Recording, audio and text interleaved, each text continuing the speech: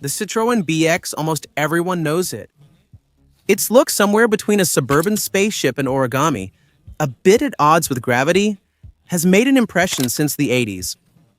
But what people know less is that this peaceful family car also had a sports version. A somewhat desperate attempt by Citroën to make a place for itself in the ruthless world of rallying. This version was called B-X Quatre T-C, and let's be honest, it's probably one of the most spectacular crashes in the history of French automobiles. A disaster as fascinating as it is endearing. A heroic but completely shaky attempt to play in the big leagues. Today, we're looking back at the story of the greatest fiasco of the brand with the Chevron.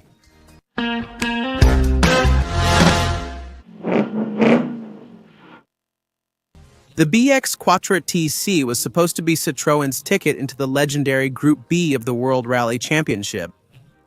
Created in 1982 by the Fédération Internationale du Sport Automobile, the future Fédération Internationale du Sport Automobile, this category was designed to push all the limits. No constraints on power, aerodynamics, or technology. Only one requirement: production. 200 road homologated units. And that's when the manufacturers went wild. Peugeot with its 205 Turbo 16, Audi with its Quattro, and Lancia with the Delta S4, Porsche with the 959, even Ferrari with the 288 Gran Turismo Omologato. In essence, the cream of the crop. And at the center, Citroën. At that time, it was Guy Verrier who was in charge of Citroën competition, a determined man, but who had to make do with ridiculous resources. Especially if you compare them to the resources Jean Todt had at Peugeot Talbot Sport. At Citroën, they started cautiously with the Visa 1000 pistes. Light as a feather, it performed honorably on the stages thanks to its weight, just over 700 kilograms, but without really worrying the top contenders. The real problem? Peugeot is crushing it with the 205 T16, and rally successes are selling a lot of cars. So at Citroën, they decide to bring out the heavy artillery. Well, in theory. Against the wishes of Peugeot Société Anonyme's general management, Verrier and his team launch a much more ambitious program. The chosen base, the ABX or a 5-door sedan, is far from the small agile size of the 205 T16 or the Ford Rally Sport 200. So why this choice? Simply because there was nothing else on the shelves. No funding for a fresh start, we make do. As often happens in somewhat desperate situations, Ulliez is called into the rescue. And the list of modifications is long, like a never-ending day. The chassis is heavily reinforced. The front end is redesigned to accommodate a longitudinally mounted engine. An old Simca engine block known as ROC, originally designed for Chryslers, a 161 and a 180 from the 70s. This 2,142cc engine block is supported by a Garrett T3 turbo and, in true French fashion, an electric supercharger that's supposed to reduce turbo lag. But wait, this is just the beginning of the mechanical puzzle. The gearbox is borrowed from the Citroën SM.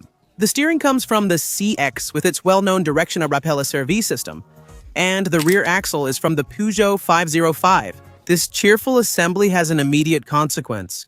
The car gains 28 centimeters at the front. As a result, the already questionable balance of the BX is completely ruined.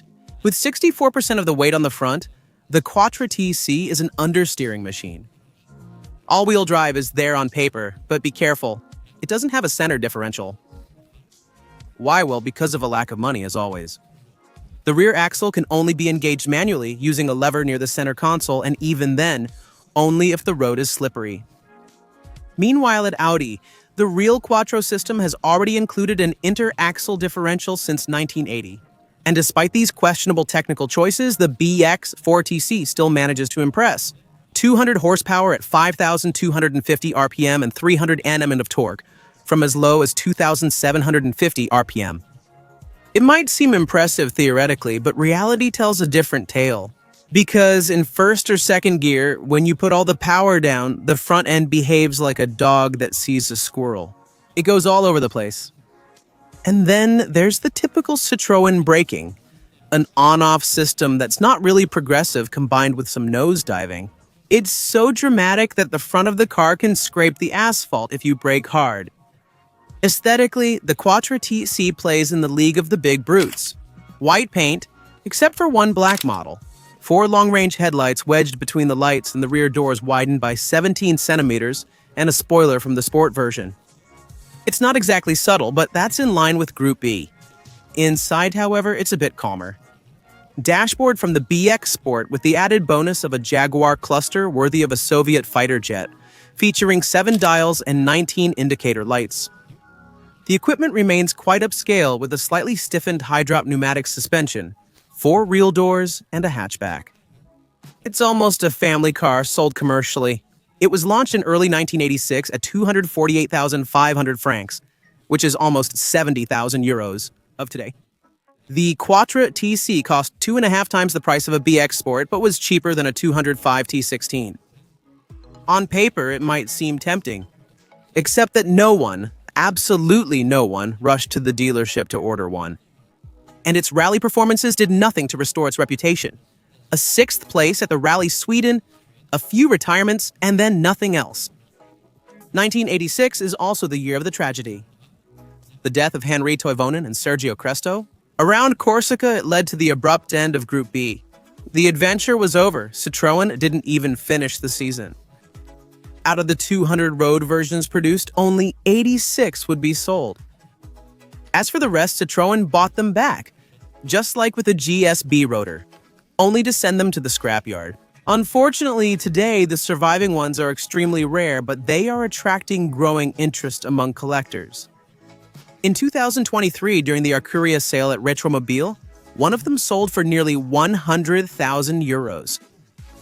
One thing is certain, the B-X Quatre T-C is one of the most absurd, brilliant, and French episodes in the history of rallying.